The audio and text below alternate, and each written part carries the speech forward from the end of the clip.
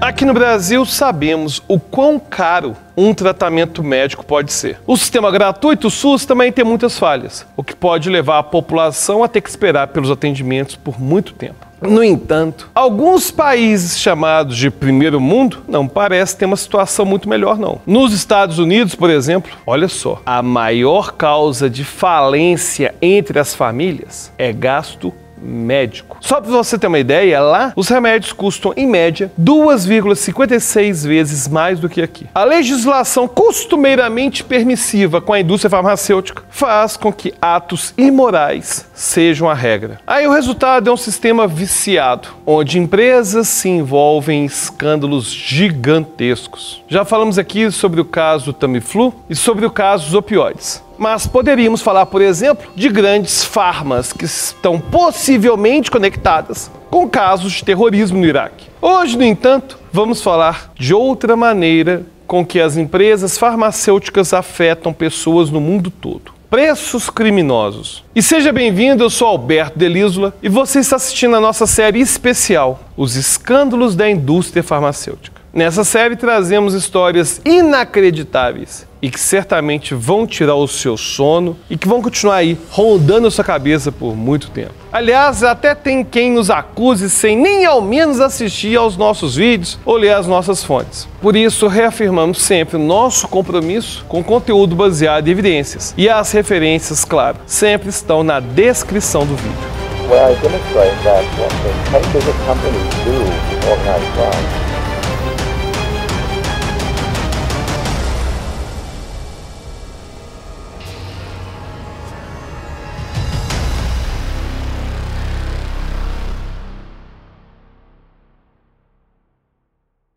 Muitas pessoas defendem o direito de empresas cobrarem o que bem entenderem. No entanto, para os casos que estamos falando aqui hoje, alguns fatores devem sim ser levados em consideração. Muitos dos medicamentos que passam a custar caro para a população foram desenvolvidos através de pesquisas públicas, ou seja, foi a própria população que pagou, através de impostos, para que o medicamento fosse desenvolvido. Outro fato importante é que países da União Europeia, por exemplo, possuem leis para determinados medicamentos que garantem a exploração comercial de um composto sem que haja concorrência, ou seja, existem monopólios legalizados. E por fim, não estamos falando de aumentos de 10, nem de 20, nem de 100%. Estamos falando de medicamentos que tiveram seus preços aumentados em até 5.000%. Sim, é isso mesmo que você ouviu, 5.000%. O equilíbrio entre lucro e fornecimento de um produto é especialmente complicado quando falamos de medicamentos. Afinal de contas, se uma empresa cobrar muito caro por um sanduíche, a tendência é que ninguém consuma o produto. No entanto, quando falamos de algo que pode fazer a diferença entre viver e morrer, é claro que o processo de decisão é completamente diferente. Um dos casos que ganhou grande notoriedade foi justamente o do medicamento chamado Daraprim, um medicamento antigo que de um dia para o outro foi de $13,50 para $750. E ele é usado no tratamento de toxoplasmose, um tipo de infecção que pode ser bastante grave em gestantes e em pessoas com sistema imunológico deprimido, que é o caso dos portadores do vírus HIV. A pessoa por trás desse aumento gigantesco foi Martin Shkreli, que passou a ser considerado o homem mais odiado da América. Após arrastar uma enorme polêmica, Shkreli foi perguntado no programa se ele teria feito algo diferente na política de preços do Daraprim. Ao que ele respondeu que se arrependia, sim, mas se arrependia de não ter aumentado os preços ainda mais. Sua estratégia de aumentar os preços funciona em duas camadas. A primeira e mais óbvia é o lucro. No entanto, o aumento de preços também impossibilita que outras empresas comprem estoque grande o suficiente para fazer testes para a fabricação de fórmulas genéricas. A Turing, então empresa de Shkreli, também não permitia a venda do remédio em qualquer lugar, dificultando, é claro, ainda mais o acesso para estudo.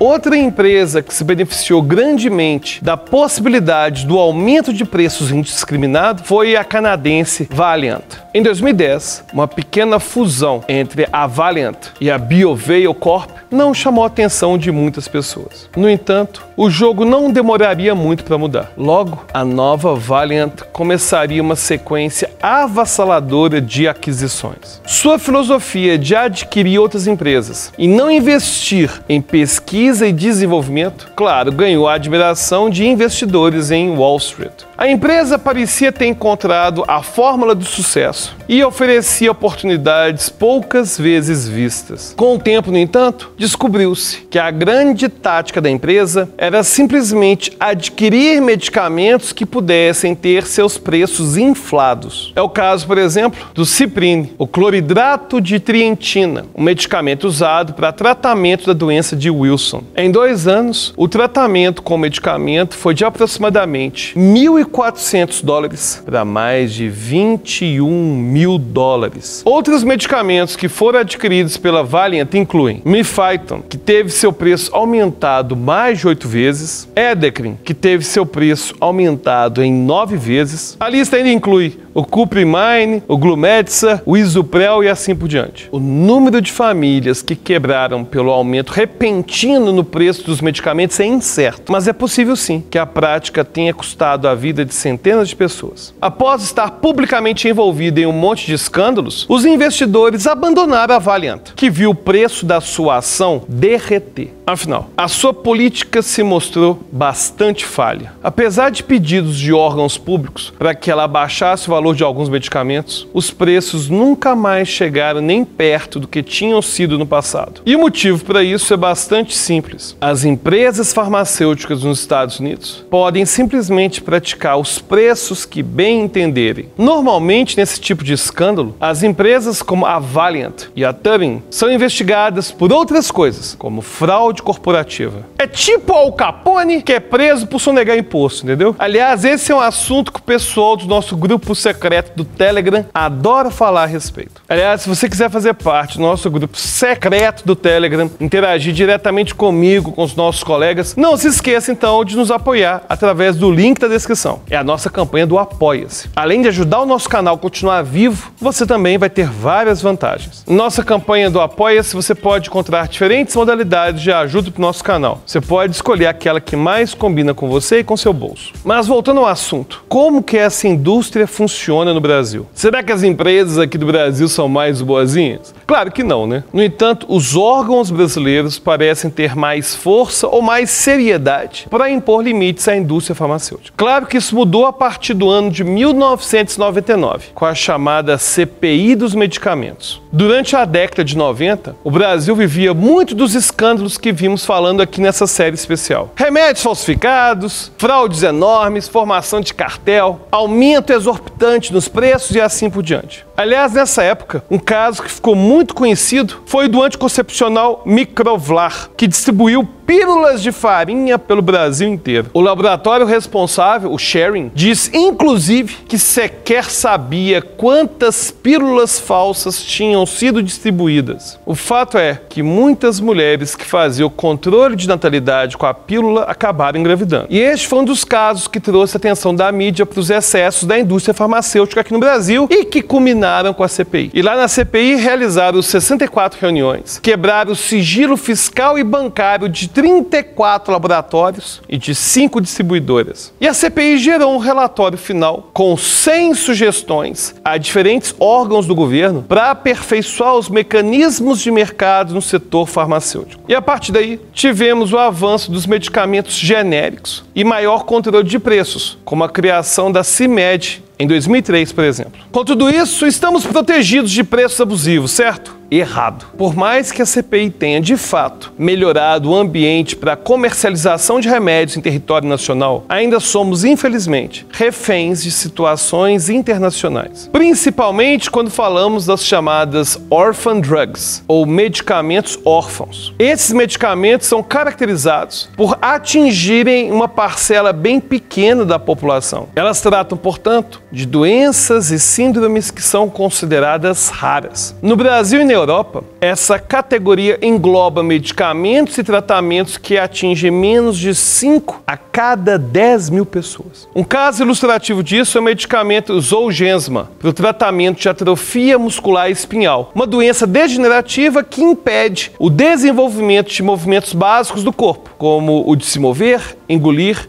e até de respirar. Hoje, o Zolgensma custa 8,7 milhões de reais. Estima-se que 250 crianças nasçam com a doença no Brasil. A preços de hoje, o remédio, se fornecido pelo governo, poderia custar mais de 2 bilhões anualmente aos cofres públicos. A Novartis, a empresa que produz o Zolgensma, também produz um tratamento chamado de Kymriah, que custa mais ou menos $500 milhão.